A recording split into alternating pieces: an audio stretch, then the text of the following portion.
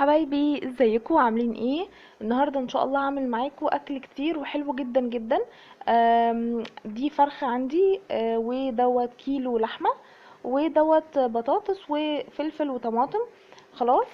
آم، عملت صينيه كفته بالبطاطس. انا كنت عملتها معاكم قبل كده. طيب دلوقتي انا عندي دوت طفل بصل. خلاص حطيت عليه ملح وفلفل ومعلقتين زيت وهشوحها واعصج فيها لحمه. الميه بتاعه البصل دي بقى هتعرفوا انا هعمل بيها ايه. طيب انا دلوقتي عملت ده كباب كوابري. طبعا استخدمت فيه لحمه ورز وخضره وبصل. ودي كفته رز برضو نفس الموضوع، لحمه ورز وخضره وبصل برضو وتوابل، 10 توابل هنا والعشر توابل هنا برضو. خلاص، وملح وفلفل طبعا. هبتدي بقى ان انا اغطي كفتة الرز، لازم تغطي عشان وشها مش ينشف. وكمان دولت هريحهم في التلاجة ساعة. خلاص انا دلوقتي عندي بقى ديت طماطميتين مبشورين، لازم يكونوا مبشورين. هحط عليهم بقى ميه البصل اللي انا قلتلكوا عليها. هحط فلفل اسمر، وكمان هحط ملح. تمام. وهحط معلقتين كده من صوص الباربيكيو ده الاول اللي انا حطيته ده خل. وبعدين هحط صوص الباربيكيو حلو جدا، لو ما عندكيش ممكن تستغني عنه، مفيش اي مشكله خالص. يبقى هي التتبيله ملح وفلفل وبصل وطماطم. خلاص. بقلبهم كويس جدا، وببتدي بقى ان انا احط فيهم الفراخ لازم تفتحيها بالشكل ده عشان التتبيله تخش فيها. على فكره انا كنت بعمل التحضيرات دي قبل بيوم، قبل ما اسوي الاكل بيوم. عايزه اقول لكم ان الكفته والكباب لازم يتريحوا في التلاجة، يعني تحطيهم كده العجينه بتاعتها من نفسها ترتاح عشان تعرفي تشكليهم براحتك خالص. تمام. هبتدي بقى ان انا اتبل الفراخ زي ما انتم شايفين قبلها بيوم. التتبيله دي بجد خرافه. مش عندك غير ملح وفلفل بس هتتبلي بيهم الفراخ.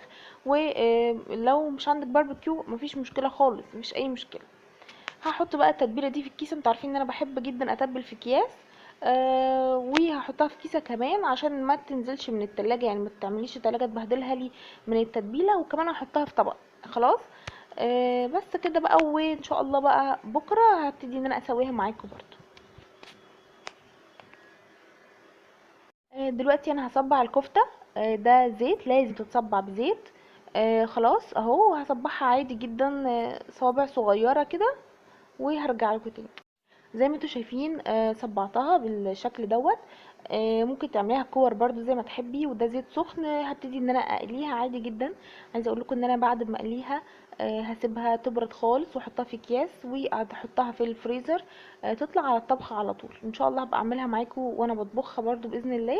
عايزه اقول لكم ان دي من الاكلات السهله جدا والسريعه بجد يعني. وتقعد معاكي في الفريزر ما تقلقيش خالص، يعني تقعد فتره طويله يعني. تمام. بس كده هقليها بقى واديها لون حلو كده ذهبي كده. ودولت الحبة الباقيين هبقى اقليهم بعد المرة دي على طول. ودي اللحمة المعصجة خلاص خلصت. خلاص ادي الكفتة بعد ما طلعت، مش قادرة اقول لكم طعمها حلو جدا. وتتبيلة العشر بهارات دولت بجد لازم تجربوهم في الاكل. حلوة جدا، بتدي طعم ونفس بجد غير طبيعي. وكمان انا كنت حطيت عليها شوية كمون وشوية شطة.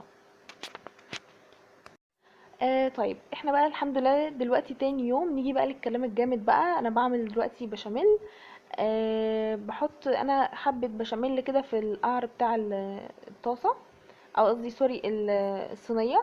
وبحط برضو بشاميل على المكرونة نفسها، بيديها طعم حلو جدا. ببتدي احط بقى نص الكمية او اكتر شوية من نص الكمية في الصينية من تحت كده.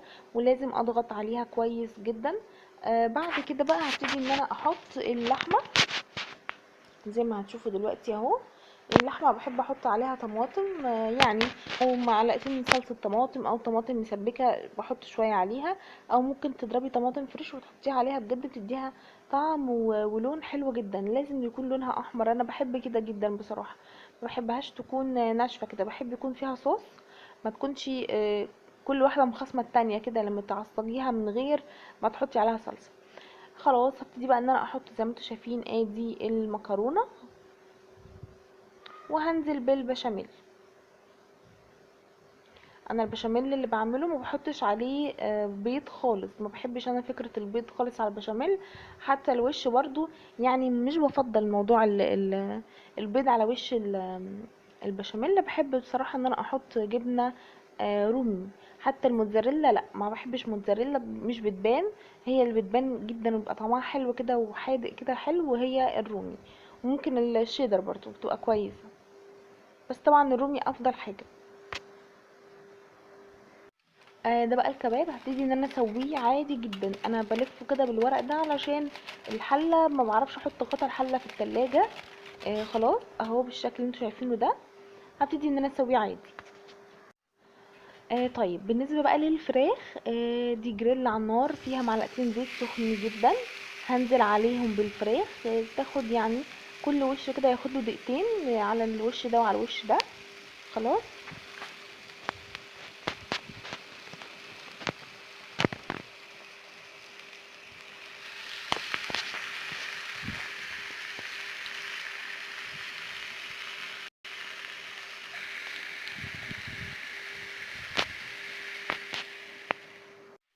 بصوا بقى حاجة مهمة جدا، دي كيك كانت عندي هدخلها التلاجة. بلفها بالاسترتش، لو دخلتيها التلاجة كده من غير اي حاجة هتبصي تلاقيها نشفت. زي ما انتوا شايفين الفراخ اهي تاخد لون حلو كده زي ما انتوا شايفين.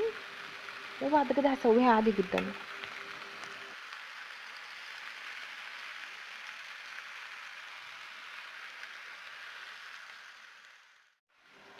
دوت المية اللي كانت نازلة من الفراخ والتتبيلة.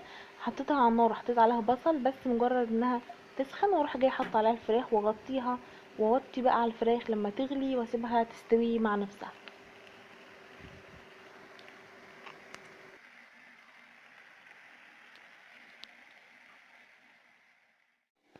ادي البشاميل اللي طلعت من الفرن الحمد لله زي ما انتوا شايفين.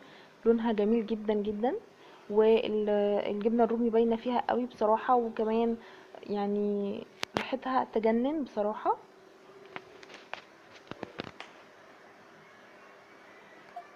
وادي صينيه الفراخ برضو جميله جدا، حطيتها تحت الشوايه. ودوت الكباب الكوابري. اتمنى تكونوا استفدتوا من الفيديو غرضه ان انتوا تعرفوا افكار كذا فكره للاكل. واشجعكم انتوا تعملوا شويه حاجات حلوه كده. بس كده حبايب قلبي، هشوفكم ان شاء الله في فيديو جديد.